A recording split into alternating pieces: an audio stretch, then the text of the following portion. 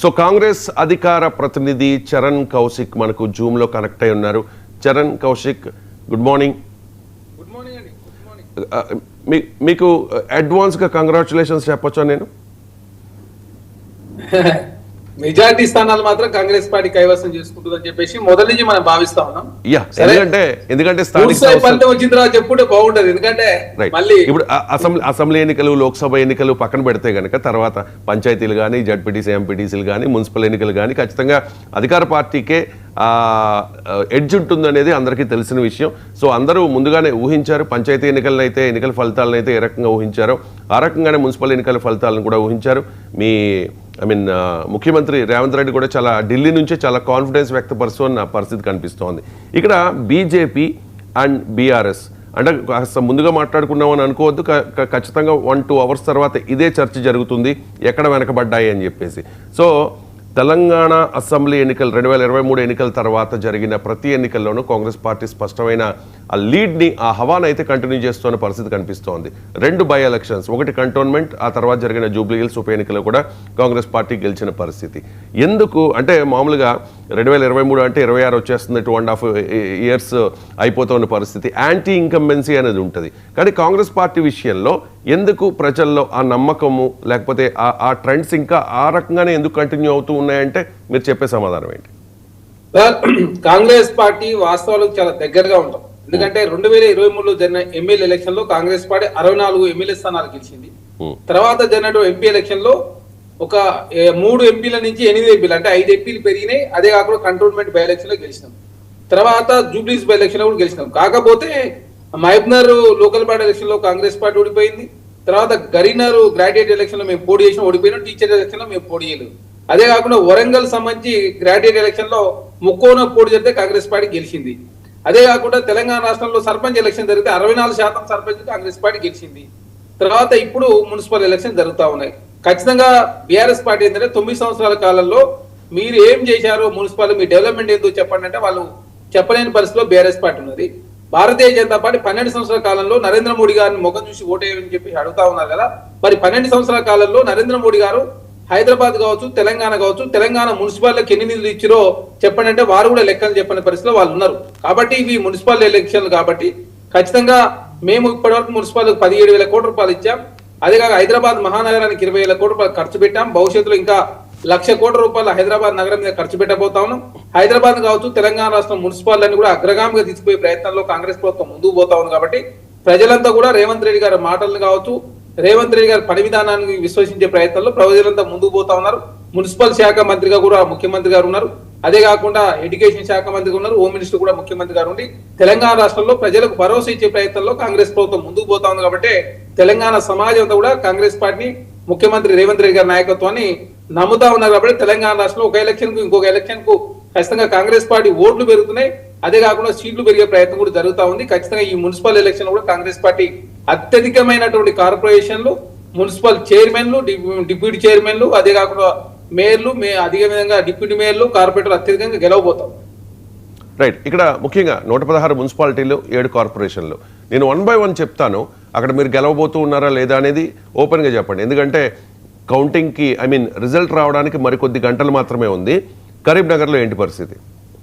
Sir, కరీంనగర్లో మీరు చూస్తా ఉన్నారు, అక్కడ పూర్తి స్థాయి ఏ పార్టీ కూడా పూర్తి మెజార్టీ రాదు. అక్కడ కోయిలేషన్ ద్వారా మాత్రమే మేయర్ కావచ్చు, డిప్యూటీ మేయర్ కావచ్చు, 2 పార్టీల పొత్తు ద్వారా మాత్రం అది సాధ్యమవుతుంది. అక్కడ భారతీయ జనతా పార్టీ పూర్తి స్థాయి మెజార్టీ వస్తుందని చెప్పి వారు భావిస్తున్నారు. ఆ పరిస్థితి లేదు. కాంగ్రెస్ పార్టీ కూడా పోయినసారి అక్కడ మా కార్పొరేటర్ లేకుండా ఈసారి కార్పొరేటర్లు అత్యధికంగా కూడా మేము కరీంనగర్ కార్పొరేషన్ లో గెలవబోతాం. ఎవరెవరు గెలవబోతున్నారు సార్? కాంగ్రెస్ పార్టీకి సంబంధించి కాంగ్రెస్ పార్టీ కార్పొరేటర్లు అత్యధికంగా గెలవబోతున్నారు. భారతీయ జనతా పార్టీ సింగిల్ లార్జెస్ట్ పార్టీగా ఉండే అవకాశం అక్కడ ఉంది. అదే కాకుండా బీఆర్ఎస్ పార్టీ కూడా కొన్ని సీట్లు వస్తా ఉన్నాయి, ఎంఐఎం పార్టీ కూడా కొన్ని సీట్లు వస్తా ఉన్నాయి కరీంనగర్ కార్పొరేషన్. రైట్. ఇక రామగుండంలో కాంగ్రెస్ పార్టీ సింగిల్ గానే ఖచ్చితంగా మేయర్ ని గెలవబోతాం. ఎందుకంటే పోయినసారి సార్ మేము ప్రతిపక్షంలో ఉన్నప్పుడే అక్కడ కాంగ్రెస్ పార్టీకి దాదాపు 9 పైచిలకు కార్పొరేటర్ చేసినాం. కొన్ని స్థానాల్లో తక్కువతో ఓడిపోయిన పరిస్థితి. ఇప్పుడు మాకు ఎమ్మెల్యే ఉన్నారు. అక్కడ కాంగ్రెస్ పార్టీ చాలా బలంగా ఉంది. సింగిల్ గానే Congress party mayor, deputy mayor గెలవబోతాం. రైట్. నిజామాబాద్ సార్, నిజామాబాద్ పరిస్థితి కూడా అదే సార్. నిజామాబాద్ లో Bharatiya Janata party single largest గా ఉండే అవకాశం ఉంది. Congress party 2nd, MIM party 3rd, 4th గా బీఆర్ఎస్ పార్టీ ఉండబోతోంది. ఖచ్చితంగా ఇక్కడ కూడా కోయిలేషన్ ద్వారా మాత్రమే మేయర్ స్థానం కావచ్చు, డిప్యూటీ మేయర్ స్థానం కావచ్చు, రెండు పార్టీలకి కలిస్తే తప్ప అక్కడ స్వతహాగా ఏ పార్టీ కూడా మెజారిటీ సాధించే పరిస్థితి కనపడుతుంది.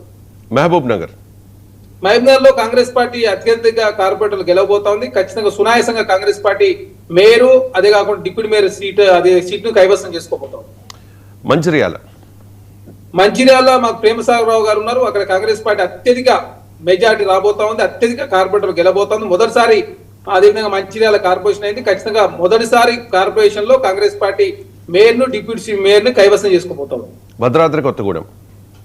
భద్రాద్రి కొత్తగూడెం జిల్లాలో మొదటిసారి కార్పొరేషన్ అయింది. అక్కడ పొంగులేటి శ్రీనివాసరెడ్డి గారి నేతృత్వంలో కాంగ్రెస్ పార్టీ ఒంటరిగానే పోటీ చేస్తా ఉంది. ఎందుకంటే సిపిఐ పార్టీ తోటి మేము ఎమ్మెల్యే ఎలక్షన్ లో కలిసి పోటీ చేసినప్పటికీ ఇక్కడ ఫ్రెండ్లీ మ్యాచ్ జరగబోతా. ఫ్రెండ్లీ మ్యాచ్ లో ఖచ్చితంగా కాంగ్రెస్ పార్టీ అత్యధిక కార్పొరేటర్లు, అదే కాకుండా మేయర్ డిప్యూటీ మేయర్ గెలవబోతాం. రైట్. ఇక నల్గొండ ఫస్ట్ టైం ఇది కార్పొరేషన్ ఎన్నికలు జరుగుతూ ఉన్నాయి. నల్గొండలో ఫస్ట్ టైం కార్పొరేషన్ ఇది. సో అక్కడ ఏంటి, ఎందుకంటే మీకు నల్గొండ అంటే కాంగ్రెస్ అడ్డా అని చెప్పి ఈ రీసెంట్గా జరిగిన అనేక ఎన్నికల్లో స్పష్టమైంది. సో ఖచ్చితంగా గెలవబోతున్నారా నల్గొండ? సార్, నల్గొండ జిల్లాలో మొత్తం అన్ని మున్సిపాలిటీలు కార్పొరేషన్లు కాంగ్రెస్ పార్టీ గెలవబోతాం. ఒక సూర్యాపేట ఒక్కటే ఇంకా పూర్తి స్థాయి ఏమైందని తెలియదు, కానీ నల్గొండ కార్పొరేషన్ మాత్రం అత్యధిక భారీ మెజార్టీ రాబోతా ఉంది. అక్కడ కోమరెడ్డి వెంకరెడ్డి గారు మొదటిసారి కార్పొరేషన్ చేసుకుని దాదాపు 220 కోట్ల రూపాయలు అత్యధిక నిధులు కూడా ఆ మున్సిపాలిటీకి తీసుకుపోయిన పరిస్థితి. ఖచ్చితంగా Congress party mayor deputy mayor గెలుస్తా ఉంది.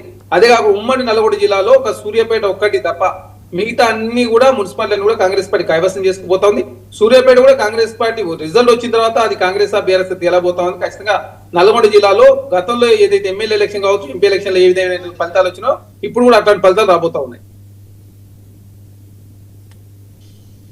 రైట్. చరణ్ కౌశిక్, ఇక్కడ రాజకీయమే, ఫ్రెండ్షిప్పే. ఇప్పుడు పవన్ కళ్యాణ్ అంటే మీలాంటి నాయకులు చాలామంది రెస్పెక్ట్ చేసి ఉండొచ్చు, అభిమానించి ఉండొచ్చు, లేకపోతే ఆయన సినిమాలకి ఆదరించి ఉండొచ్చు. కానీ పొన్నం ప్రభాకర్ మాట్లాడారు, పవన్ కళ్యాణ్ ఏదో ఇక్కడ ప్రచారం చేస్తాడంట బీజేపీకి అని చెప్పేసి. ఆ తర్వాత అనిరుద్ధ్ రెడ్డి మాట్లాడిన పరిస్థితి కనిపిస్తోంది. ఇక్కడ జనసేన పార్టీ 336 వార్డుల్లో పోటీ చేసింది. భారతీయ జనతా పార్టీ అభ్యర్థుల తరపున ప్రచారం చేస్తారు పవన్ కళ్యాణ్ అని చెప్పి ఒక 2 రోజులు షెడ్యూల్ కూడా ఇచ్చారు. బట్ ఎందుకో అది క్యాన్సిల్ అయిన పరిస్థితి.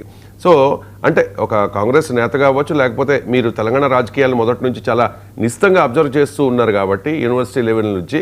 సో జనసేన పార్టీ పరిస్థితి ఏంటి 336 స్థానాల్లో వార్డుల్లో? సార్, గతంలో జనసేన తెలంగాణ రాష్ట్రంలో 2023లో జరిగిన ఎమ్మెల్యే ఎలక్షన్ లో 8 స్థానాల్లో పోటీ చేసింది. ఈ 8 స్థానాలు కూడా 50,000 పైచిలకు ఓట్లు రాని పరిస్థితి మనం చూసాం. మొత్తం కలిపి 50,000 ఓట్లు మాత్రం వచ్చినాయి. ఈసారి దాదాపు 332 స్థానాల్లో పోటీ చేస్తా ఉంది. ఖచ్చితంగా 332 స్థానాల్లో ఏ స్థానం కూడా జనసేన మాత్రం గెలిచే అవకాశమే లేదు. అసలు ఇంకా పవన్ కళ్యాణ్ గారు తెలంగాణ రాష్ట్రంలో ప్రచారం చేసి ఉంటే అది బీఆర్ఎస్ పార్టీకి చాలా ప్రచారాస్త్రం అయ్యేది. కానీ పవన్ కళ్యాణ్ గారు అదేవిధంగా ప్రచారం చేయకపోవడం తోటి అది భారతీయ జనతా పార్టీ కొంత లాభం జరిగినట్టుగా భావించాల్సిన అవసరం. ఎందుకంటే పవన్ కళ్యాణ్ గారు ఇక్కడ అదేవిధంగా ప్రచారం చేసి ఉంటే ఖచ్చితంగా కొన్ని ప్రశ్నలకు పవన్ కళ్యాణ్ గారు సమాధానం చెప్పాల్సి వచ్చి, చెప్పకపోతే అది భారతీయ జనతా పార్టీ అదేవిధంగా కొంత ఇబ్బందులు ఎదుర్కొనే అవకాశం ఉండే. అదే కాకుండా కేసీఆర్ గారు దాన్ని అస్త్రంగా మార్చుకొని తెలంగాణ రాష్ట్రం 2018లో ఎట్లయితే చంద్రబాబు నాయుడు గారితో మేము పొత్తు పెట్టుకొని ఆనాడు కాంగ్రెస్ పార్టీ గెలిచే అవకాశం ఉన్నా కూడా చంద్రబాబు నాయుడు గారు పొత్తు మూలంగా మాత్రమే ఆంధ్ర మళ్ళీ ఒకసారి పెత్తనం చేస్తా ఉన్నారు. చంద్రబాబు నాయుడు గారు 2 కళ్ళ సిద్ధాంతం, తెలంగాణ వ్యతిరేకించిన వ్యక్తి తెలంగాణ రాష్ట్రంలో పోటీ చేస్తా ఉన్నాడు కాంగ్రెస్ పార్టీ చెప్పి తెలంగాణ పెద్ద ఎత్తున ప్రజలు రెచ్చగొట్టి తెలంగాణ రాష్ట్రం 2వ కేసీఆర్ గారు అధికారులకు వచ్చిండు. కాబట్టి పవన్ కళ్యాణ్ గారు ఇక్కడ ప్రచారం చేయకపోవడం తోటి అది భారతీయ జనతా పార్టీ కొంత లాభం జరిగింది. అదే కాకుండా బీఆర్ఎస్ పార్టీ కూడా అది నష్టం అని చెప్పి భావించాలి. 332 స్థానాల్లో ఈ ఒక్క స్థానం కూడా గెలిచే అవకాశం లేదు. రైట్.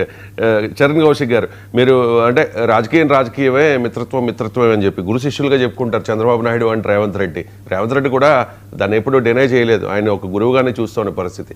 రాష్ట్ర ప్రయోజనాలు పక్కన పెడితే ఖచ్చితంగా అంటే అది టీడీపీ వచ్చేసరికి ఎన్డీఏ కూటమిలో ఉన్న ఇది ఇండియా కూటమైన కాంగ్రెస్ పార్టీ ఎక్కడో ఆ బంధం కొనసాగుతున్నట్టుగా చాలామంది మేధావులు కూడా, రాజకీయ విశ్లేషకులు కూడా అంచనా వేస్తూ ఉంటారు. ఈ ఎన్నికల్లో, ఈ తెలంగాణ మున్సిపల్ ఎన్నికల్లో తెలుగుదేశం పార్టీ ఓటు బ్యాంకు మీకు ఏదైనా ట్రాన్స్ఫర్ అయ్యిందా అంటే ఏం చెప్తారు? సార్, ప్రధానంగా ఇక్కడ ఎందుకంటే ఏ ప్రాంతీయ పార్టీ కూడా మీరు చూస్తా ఉన్నారు, మధ్యప్రదేశ్ నుంచి ఛత్తీస్గఢ్ విడిపోయినప్పుడు కానీ, ఉత్తరప్రదేశ్ నుంచి ఉత్తరాఖండ్ విడిపోయినప్పుడు కానీ, బీహార్ నుంచి జార్ఖండ్ విడిపోయినప్పుడు కానీ, బీహార్ లో ఉన్న పార్టీలు జార్ఖండ్ లో లేవు, ఉత్తరప్రదేశ్ లో ఉన్న పార్టీలు ఉత్తరాఖండ్ లో లేవు, మధ్యప్రదేశ్ నుంచి ఛత్తీస్గఢ్ లో ఉన్న పార్టీలు ఛత్తీస్గఢ్ లేవు. కాబట్టి ప్రాంతీయ పార్టీలది ఏంటంటే రకరకాల ప్రశ్నలు వస్తే ఆ రకరకాల ప్రశ్నల సమాధానం చెప్పలేని పరిస్థితులు ఉంటారు కాబట్టి ఈసారి చంద్రబాబు నాయుడు గారు మొన్న 23లో పోటీ చేయలేదు, ఇప్పుడు కూడా పోటీ చేయలేదు. భవిష్యత్తు కూడా నేను పోటీ చేస్తానని చెప్పేసి నేను అయితే భావిస్తలేను. ఏది ఏమైనప్పటికీ కూడా ఖచ్చితంగా టీడీపీ సంబంధించిన ఓటు కావచ్చు, సెటిలర్ సంబంధించిన ఓటు మాకు జూబ్లీ ఎలక్షన్ లో ఖచ్చితంగా కాంగ్రెస్ పార్టీకి అయితే లాభం జరిగింది. Right. అదే హైదరాబాద్ ఎలక్షన్ లో కాబట్టి ఖమ్మం లాంటి ప్రాంతాల్లో కొంత టీడీపీ సంబంధించిన సానుభూతి పాలు ఖచ్చితంగా ఖమ్మం ఉండొచ్చు, నల్గొండ కూడా ఉండొచ్చు, ప్రయత్నం ఉంటుంది. నల్గొండ ఉండొచ్చు, భద్రాద్రి కొత్తగూడెం కార్పొరేషన్ లో ఉండొచ్చు. అదే చెప్తా ఉన్నా సార్, నల్గొండలో కావచ్చు, పార్ట్ ఆఫ్ నల్గొండ, సూర్యాపేట్, నల్గొండ, కోదాడ్, తర్వాత నాగార్జున సార్ హుజున్నారు, తర్వాత ఖమ్మంలో, నిజామాబాద్ లో కూడా కొంత ములుగు లాంటి ప్రాంతాల్లో, తర్వాత హైదరాబాద్ కాకపోతే రంగారెడ్డి సంబంధించి ఈ శివారు ప్రాంతాలు కూడా ఉన్నాయి కాబట్టి ఖచ్చితంగా చరణ్ కౌశిక్, మీరు లైన్ లో ఉండండి. బొల్లం మల్లయ్య యాదవ్ గారు బీఆర్ఎస్ పార్టీ సీనియర్ నాయకులు, అలాగే మాజీ ఎమ్మెల్యే ఫోన్ లైన్ లో సిద్ధంగా ఉన్నారు. మల్లయ్య యాదవ్ గారు నమస్తే అండి. ఏంటి మీ అంచనా ఏంటి? అంటే ఇప్పుడు సర్వేలు చెప్తూ ఉన్నాయి కాంగ్రెస్ పార్టీ హవా అని చెప్పి. సాధారణంగా ఈ స్థానిక ఎన్నికల్లో విషయానికి వస్తే ఈ మున్సిపల్ ఎన్నికల్లో ఖచ్చితంగా అధికార పార్టీకే ఎడ్జ్ ఉంటుంది. సో బీఆర్ఎస్ పార్టీ మొదటి నుంచి చెప్తుంది ఖచ్చితంగా కేటీఆర్